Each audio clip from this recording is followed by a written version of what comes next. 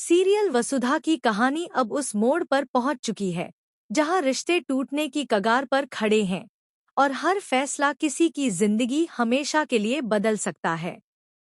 आने वाले एपिसोड की शुरुआत होती है चौहान हाउस के उस माहौल से जहां सन्नाटा इतना गहरा है कि किसी के बोलने की हिम्मत नहीं हो रही। देव अपने कमरे में खड़ा है, लेकिन उसका मन वहां बिल्कुल भी नहीं है। उसकी आंखों में गुस्सा, दर्द और बेपसी साफ दिखाई दे रही है।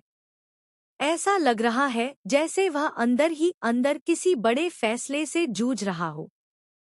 देव को लगता है कि उसकी जिंदगी में जो भी गलत हो रहा है, उसकी वजह कहीं न कहीं वसुधा है।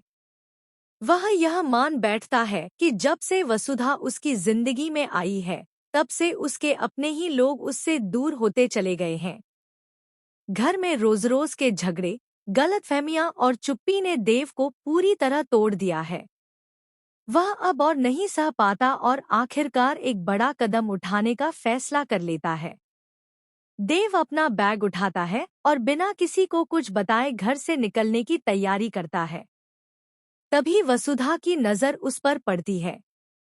वसुधा को जैसे ही एहसास होता है कि देव घर छोड़कर जा रहा है, उसके पैरों तले जमीन खिसक जाती है।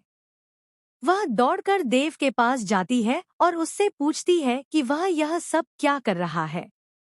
वसुधा की आवाज कांप रही होती है, क्योंकि उसे डर होता है कि कहीं वह देव को हमेशा के लिए न खो दे। देव गुस्से में वसुधा से कहता है कि अब वह इस घर में एक पल भी नहीं रह सकता।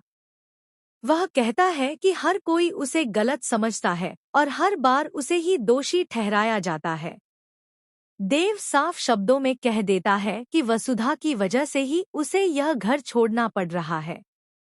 यह सुनकर वसुधा पूरी तरह टूट जाती है।